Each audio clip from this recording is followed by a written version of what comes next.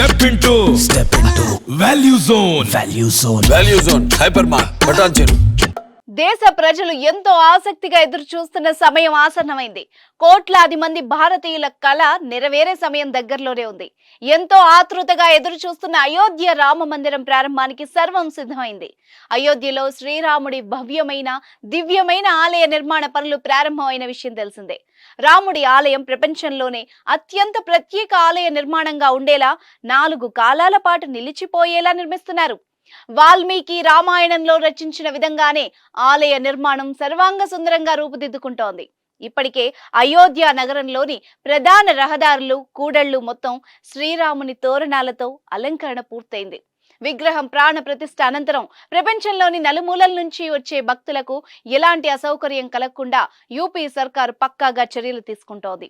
ఇప్పటికే airport, railway station ఆధ్యాత్మికత ఉట్టిపడేలా సుందరీకరించారు. ఆలయానికి వెళ్లే రహదారికి ఇరువైపులా సూర్య స్తంభాలు అనే పిల్లర్లను అలంకరించారు. ఆలయ నిర్మాణ పనులు పూర్తి కావస్తూ ఉండడంతో ఇప్పటి నుంచే భక్తుల రద్దీ పెరుగుతోందని ప్రభుత్వ వర్గాలు వెల్లడిస్తున్నాయి. అయోధ్యలోని వ్యాపార సముదాయాలు భక్తులతో కిటకిటలాడుతున్నాయి. దీంతో అయోధ్య నగరమంతా పండగ వాతావరణం నెలకొంది. నగరంలోని పార్కులు, లైటింగ్, రోడ్లు, ఆలయానికి సంబంధించిన కట్టడాలు అన్ని రామాయణం ఆధారంగా చేపట్టినట్టు అధికారులు చెబుతున్నారు. అయోధ్యలోని చూడాల్సిన చారిత్రక పురాతన కట్టడాలను యూపీ సర్కార్ పునరుద్ధరిస్తోంది. దశరథుని సమాధి, సీతామహల్ వంటి వాటిలో పునరుద్ధరణ వంటి పనులు జరుగుతున్నాయి. ఆలయానికి రద్దీ పెరిగే అవకాశం ఉండడంతో ముందు జాగ్రత్త చర్యగా స్వచ్ఛత చర్యలు చేపట్టింది. ఎలక్ట్రిక్ వాహనాల సంఖ్యను పెంచుతోంది. ఇందులో భాగంగా తొలి విడతలో 12 కార్లను ప్రవేశపెట్టింది. ముందుగా ఎలక్ట్రిక్ వాహనాల సంఖ్యను 500కు విస్తరిస్తామని తెలిపింది. మరోవైపు రామాలయ నిర్మాణ విశేషాలను జన్మభూమి తీర్థ ట్రస్ట్ వెల్లడించింది. ఆలయాన్ని నాగర నిర్మాణ శైలిలో నిర్మిస్తున్నట్లు వెల్లడించింది. 380 అడుగుల పొడవు, 250 అడుగుల వెడల్పు, 161 అడుగుల ఎత్తుతో మందిర నిర్మాణం జరుగుతోందని తెలిపింది. ఆలయంలో 3 అంతస్తులు ఉన్నాయని, ఒక్కో అంతస్తు 20 అడుగుల ఎత్తులో ఉంటుందని వివరించింది. 392 స్తంభాలు, 44 గేట్లు ఉంటాయి. తొలి అంతస్తులో శ్రీరామ దర్బార్, ప్రధాన ఆలయం గర్భగుడులు, బాలరాముడి విగ్రహం ఉంటుంది.